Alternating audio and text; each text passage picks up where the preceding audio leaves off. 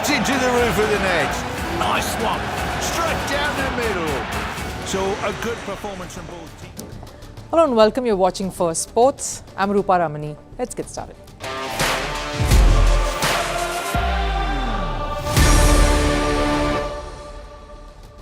On the show, we have fury, rage and a lot of fire. From over in the cricket world, Bengaluru scripted a fabulous comeback win to reach the playoffs at the Indian Premier League. What makes this a special story, and did the former Chennai Super Kings captain MS Dhoni refuse to shake hands with his opponents after the loss? Why did he walk away in a huff?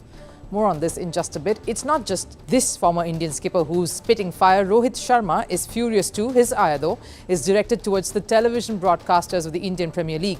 They aired certain private conversations of his, and that has riled him up. The Mumbai Indians former captain took to Twitter saying his privacy was breached. Where can one draw the line, and how far is not too far? Over in chess, Casablanca, inspired by the classical movie that raked in the Oscar awards, had a star cast, but only one star shone bright on the chess stage, taking away top honours early today. Magnus Carlsen proving to be an unstoppable force with every single tournament. And speaking of the invincible, what makes Pep Guardiola a manager par excellence? Alex Ferguson had once said Pep Guardiola would fail helming English football, as he finally put all doubts to rest as Man City comes out on top. Lots lined up for you today, but first a look at all the headlines in Sports 360. We'll start with Formula One. Red Bull's Max Verstappen continued his dominant run as he won the Italian Grand Prix after clocking 1 hour, 25 minutes and 25.525 seconds. McLaren's Lando Norris finished second after giving Verstappen quite the run for his money. Ferrari's Charles Leclerc backed the third position. Over in football, Manchester United beat Brighton in their last Premier League game of the season. Thiago Dalot and Rasmus Højlund scored 1 goal each in the second half. Despite the victory, Manchester United finished 8th. United won't be part of either Champions League or Europa League next season. In tennis, Alexander Zverev won his second Italian Open title. Zverev defeated Nicholas Harry in straight sets. And in the women's category, world number 1 Iga Świątek beat Arina Sabalenka in straight sets, 6-2, 6-3 to win this title. This was Świątek's third title in Rome. Over in the NBA, Minnesota Timberwolves beat the defending champions Denver Nuggets 98-90 in the 7th game. Timberwolves came back from a 20-point second-half deficit to score the win. The Indiana Pacers also progressed to the final. They beat New York Knicks 130-109 to win their Eastern Conference semi-final series 4-3. And wrapping it up from the world of badminton, India's Sathwik Sairaj Rankireddy and Chirag Shetty won the Thailand Open. This is the second time the duo have won this title. The Indian duo defeated China's Chen Boyang and Liu Yi in the final last evening. Sathwik and Chirag will return to top of the men's doubles rankings after this victory. In the world of football, players are marked and praised on the basis of their talent, and managers judged by their tactical displays. And then, of course, there is Pep Guardiola, a man who transformed the essence of football. It isn't just his tactical display that earns him the tag of being the finest of the current generation, but more than that, it's the magic he creates at any club he manages. From Barcelona to Bayern Munich and now Manchester City, in Guardiola's 16 years as manager, one thing has remained constant, and that's his habit of winning trophies. In his already loaded trophy cabinet, Guardiola has now added yet another silverware. The stakes were high. City needed a victory to win their 9th league title. A loss or even a draw would have meant the title swinging in Arsenal's favour. While the pressure was high, Guardiola's men once again proved why they are such a dominant force in the Premier League. Manchester City secured a 3-1 win over West Ham. City clinched their 6th Premier League title in 7 seasons. One man has been responsible behind this dominant display, and it has been their manager, Pep Guardiola. We have done something unbelievable, 6 Premier Leagues in 7 years. So it's in this country, in the modern football, with the quality of the managers, the teams and everything, it's always... So the team surprised me, the organization surprised me. It's an incredible club, well organized. All departments drive each other to the next level. His impact on Manchester City has been nothing short of transformative. Guardiola's arrival at Man City in 2016 marked the beginning of a new era for the club. With his unique tactical genius and unwavering commitment to excellence, he's propelled City to unprecedented heights. Pep completely revolutionized City's style of play. The way City dominates possession and controls the game is mesmerizing to watch. What sets Guardiola apart is his attention to detail and his relentlessness in pursuit of perfection. Guardiola has won 12 league titles in 16 years and Champions League title thrice, 2 with Barcelona and 1 with Man City. He's not just a coach, he's a master tactician who understands the nuances of the game like no other. But here's the thing, critics doubted this ability, his ability to prosper in England. From 2008 to 2012, Guardiola had a dream team at Barcelona. The Spaniard had the luxury of having Lionel Messi, Javi Hernandez, Andre Iniesta and Carles Puyol. Critics credited his success at Barcelona to the presence of star players in his side. And many felt after his departure from Barcelona in 2012, the Spaniard would falter. True to that, in his 3 seasons at Bayern Munich afterwards, Guardiola won domestic titles, yes, of course, but failed to win that one trophy that would have silenced critics, the Champions League. Winning domestic trophies with the star-studded Bayern lineup between 2013 and 2015 wasn't an achievement. It was the Champions League title that really mattered, especially when Bayern were the defending champions when Pep Guardiola walked in. Bayern reached the semi-finals of Champions League 3 times in Guardiola's era, and even with players like Robert Lewandowski, Arjen Robben and Philipp Lahm, Guardiola's failure to win the Champions League casted doubts over the authenticity of his legacy. So when Guardiola came over to England to manage Manchester City, everyone thought he just prospered with good players in the team. Even Manchester United boss Alex Ferguson didn't give Pep Guardiola quite the chance. He will be a success, but I don't think he'll ever replicate what he did at Barcelona. Man City have made a real coup in getting him, but Pep won't find it easy. English football is not easy. And initially, that was probably the case. Fans and opposition clubs rated his success down to oil money. Guardiola had already spent more than $1 billion during his tenure. But if splurging cash could really amount to guaranteed success, what explains Manchester United and Chelsea's fortunes this season? Why are the likes of Newcastle not in the top 4 despite their Saudi backing? Guardiola may have brought in big guns like Erling Haaland, yes, but his ability to develop and nurture that raw talent is incredible. And you need that. Look at players like Phil Foden, who have flourished under his guidance. He made Kevin De Bruyne a massive force in midfield. And while Haaland was still a raw talent, Guardiola made optimum use of him in the forward line. Under Guardiola's leadership, Manchester City has not only dominated domestic circuit, but has also conquered Europe. Their treble victory in Champions League was a reflection of how good the side has become under Guardiola. They defeated Real Madrid in the semi-finals to reach the final. And the Champions League victory proved that Guardiola can thrive anywhere he goes. That's what makes him one of the finest of this generation. But even as Guardiola basks in the glory of yet another title win, there's a sense of uncertainty that's hanging over the Etihad Stadium. Guardiola has hinted at a possibility of his departure. The reality is, I'm closer to leaving than to staying. It's 8 years, will be 9. Right now, my feeling is I want to stay the next season. We talked with the club. We have time to talk next season because I have to see the players as well. If they follow me, they follow us. As Pep Guardiola prepares to embark on what could be his final season at Manchester City, one thing is certain. His legacy will endure long after he's gone. Pep Guardiola's impact on Manchester City cannot be overstated. He's not only transformed this club, but has also changed the landscape of English football with his presence. His departure will undoubtedly be a loss for City, but it's also an opportunity for the club to really build on the kind of legacy and the foundation that he's laid and continue this phase of success, because Guardiola's time at City wasn't just about winning. It was about nurturing and creating that winning mentality. That's what makes him a cut above the rest.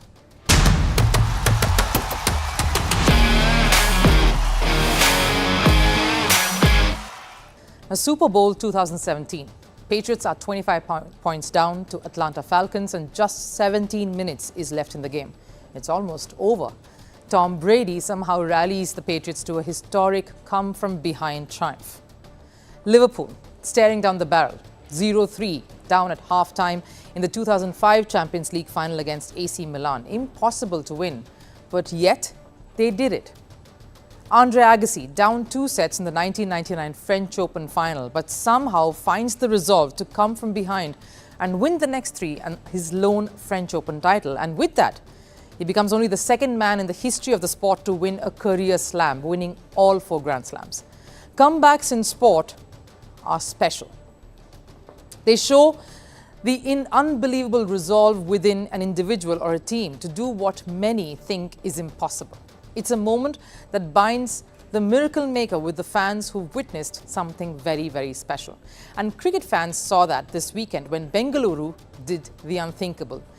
Beat Chennai to qualify for the playoffs at the IPL, the Indian Premier League. But it was not just that match. It was the culmination of 3 weeks from being bottom of the points table with 6 consecutive losses to going through to the playoffs with a chance now at an elusive title that's evaded them for years now.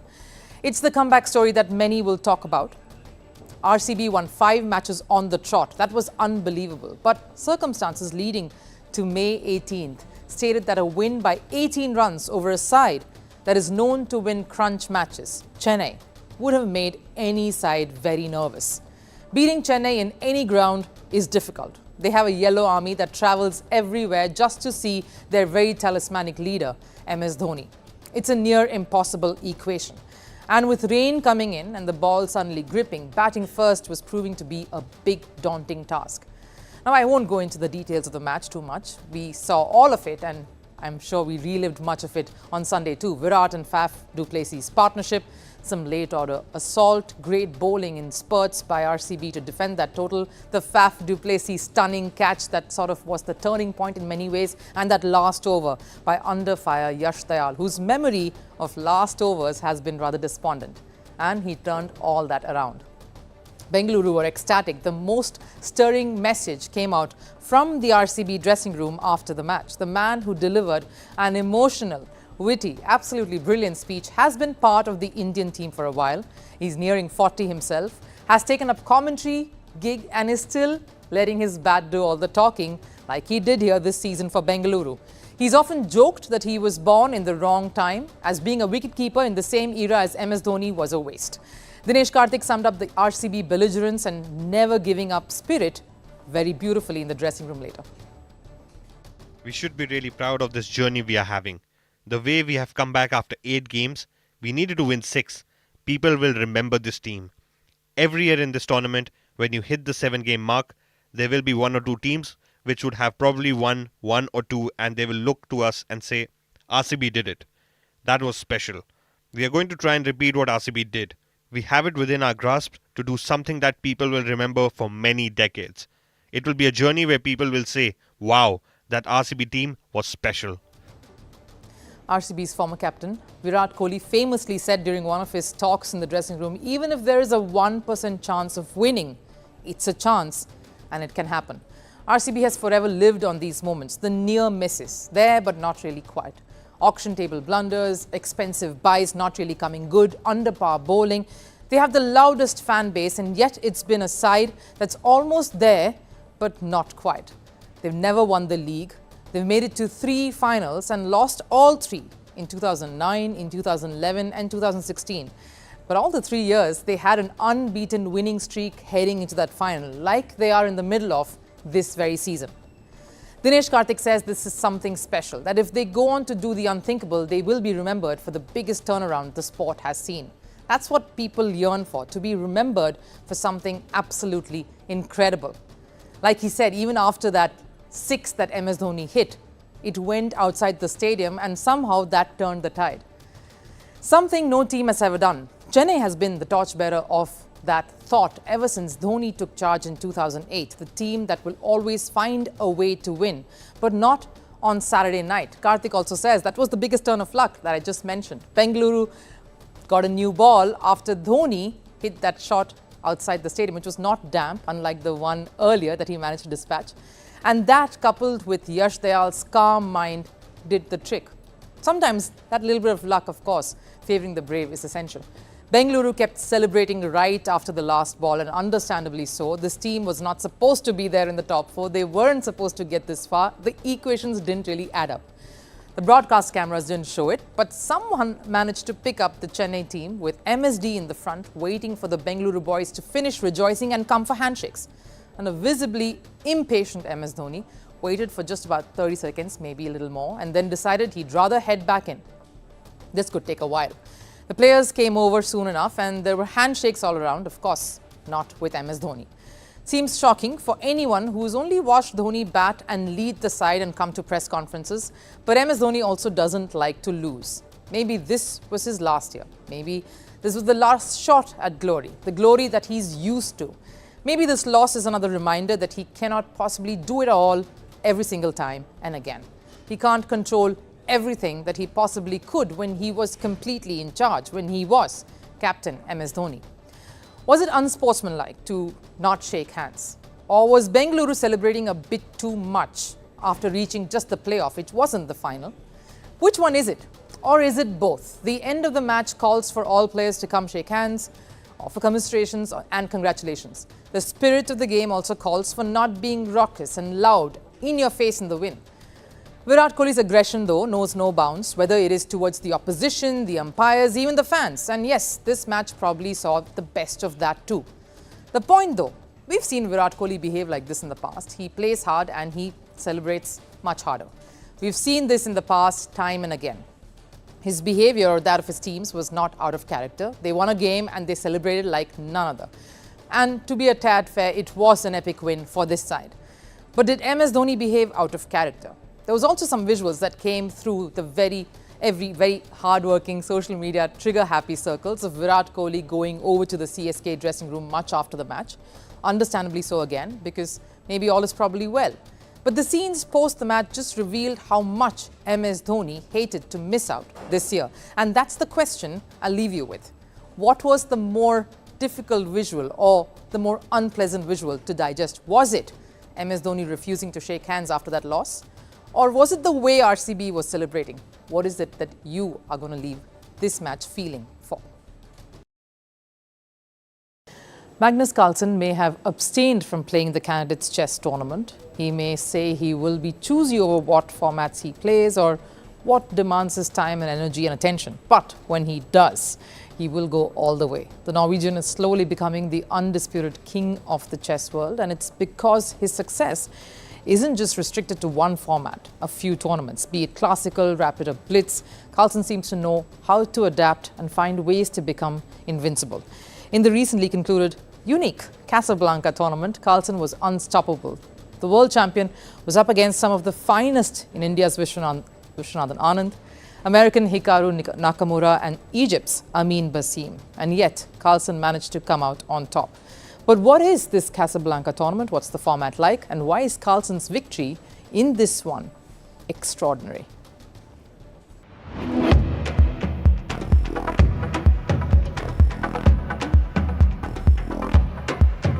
Casablanca. It's a classic movie. It won many awards. And why not? It was ahead of its time. It had one of the best casts. And the story was poignant. Casablanca in chess had a star-studded cast too. It's a very unique format that tests the skills of a player and his memory. Both players facing off are provided a position each from a very famous game previously played. A position that offers equally balanced opportunities to both the players. Positions that were chosen by Grandmasters Hisham Hamdoushi and Laurent Fressinet, including which player would take up which position. The primary goal is to have a thrilling game and honor the history of chess, putting players in positions they're not used to, basically taking them out of their comfort zone. This was an inaugural tournament and it was held in Morocco, justifying its tag of the famous 1942 movie Casablanca. It starred Humphrey Bogart and Ingrid Bergman in the leads, exploring uncharted territories of the city Casablanca in Morocco. In the tournament too, the 4 players were engaged in a duel via moves from an old game, finding a way out from difficult situations. 4 of the finest were present in Morocco. 4 star players from 4 different continents were up for glory. A clear reflection of how competitive the tournament was. Vishwanathan Anand representing Asia, Amin Basim, Africa, Magnus Carlsen, Europe, and Hikaru Nakamura for the Americas. And it was Magnus Carlsen who ultimately emerged victorious. Magnus Carlsen finished with 4.5 points out of 6, a point ahead of second-placed Hikaru Nakamura, followed by Vishwanathan Anand with 3 points and Amin Basim with 1 point. Carlsen's intuitive grasp of positional nuances combined with razor-sharp calculation allowed him to maneuver through the labyrinth of possibilities with ease. The last round had 2 sets of players, Carlsen versus Amin and Nakamura versus Anand, reenacting the 1987 match between Kasparov and Karpov, a game that finished in a 64-move win for Kasparov. Carlsen gained the upper hand against Amin, a game that Kasparov himself regarded as Mount Everest in his book. I can look back at my chess career and pick out more than a few crisis points, but only one Mount Everest. I would like to share the tale to investigate the means I used in winning the most important game of my life. Carlsen's approach to chess is not merely memorizing opening lines or executing flashy tactics. It's about understanding the essence of each position, unraveling its mysteries, and navigating the complexities with solid clarity. It was this trait that clearly made him the better player in the tournament. But perhaps what truly sets Carlsen apart is his hunger to constantly improve. Despite reaching the pinnacle of success, as some would term it, he continues to seek new challenges, explore uncharted territories, and push the boundaries of his own limitations.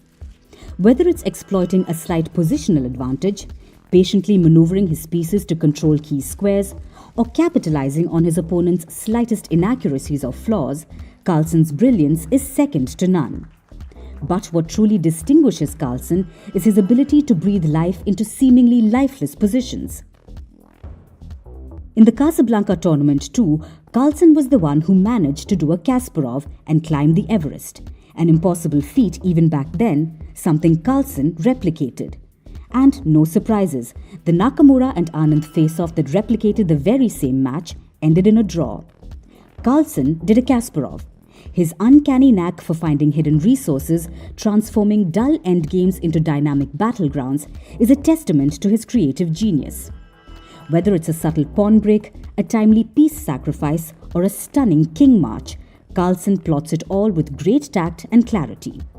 He sees the chessboard not as a static war zone, but a canvas upon which he paints his masterpieces of strategy and foresight. Casablanca is a unique concept. We always saw no 2 matches are the same.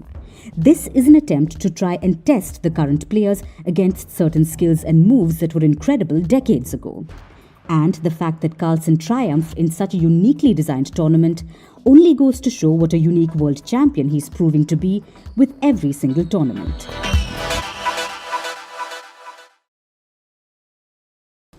Now, the age of social media is here. Everyone has a phone.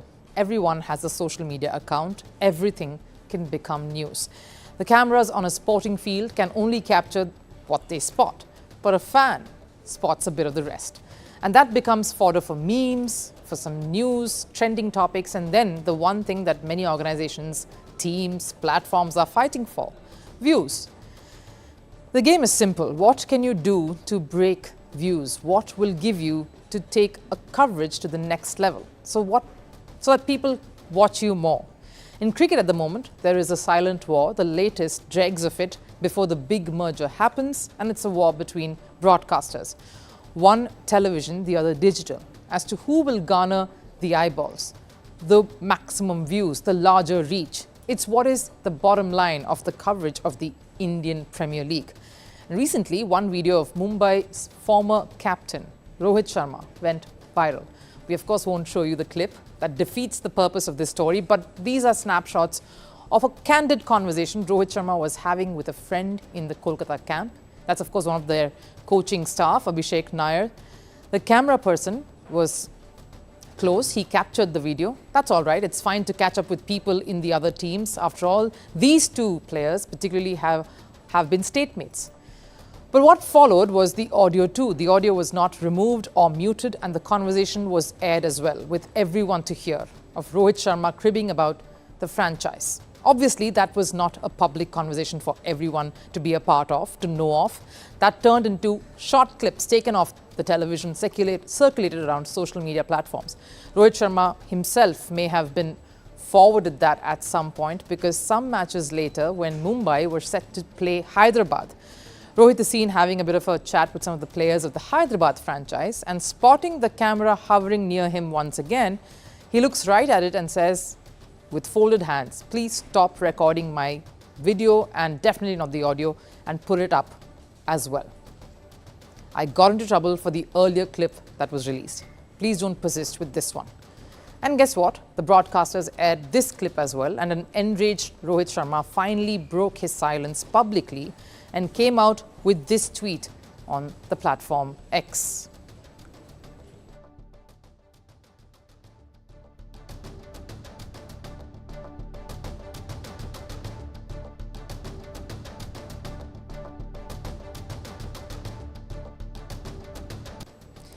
He calls out the TV broadcasters here. You can see that quote, that tweet that he put out once more. He calls out the TV broadcasters unabashedly and is very, very upset with a lack of ethics or boundaries. He says there is a lack of respect. The trust has been broken due to this, despite being requested not to air it.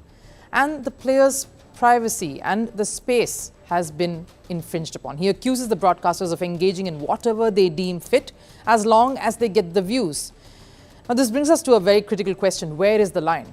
Cricket is a religion in India. We all know that. And the boom of social media over the many years has made this a fair game. Do whatever you can to get the views, get the public to watch you. But at what cost?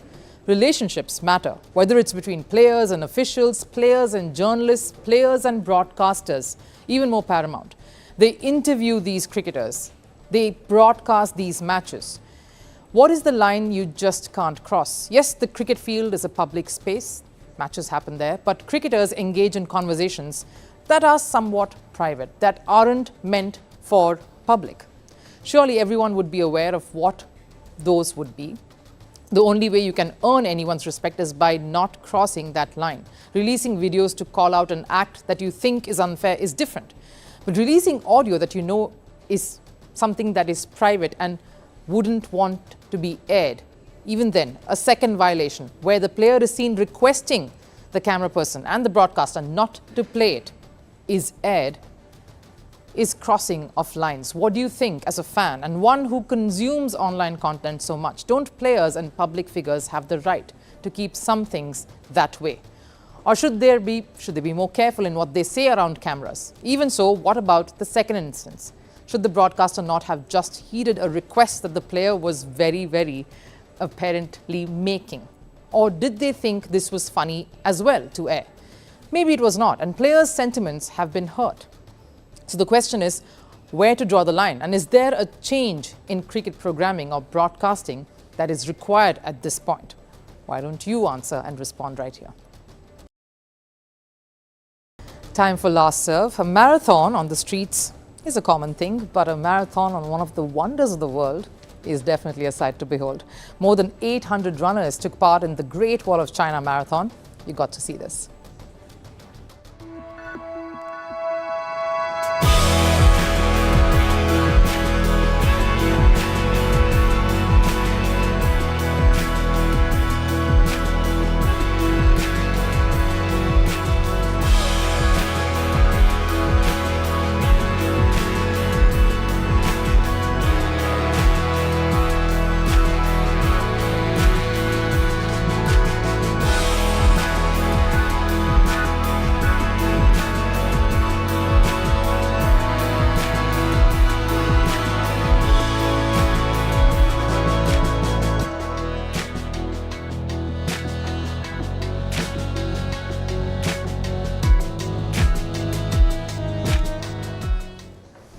Stunning visuals, that a marathon that slowly turned into a very rigorous hike at one point, and understandably so. But that does it here on Firstpost. Join me again with some fresh stories tomorrow. I'll see you then. Bye-bye.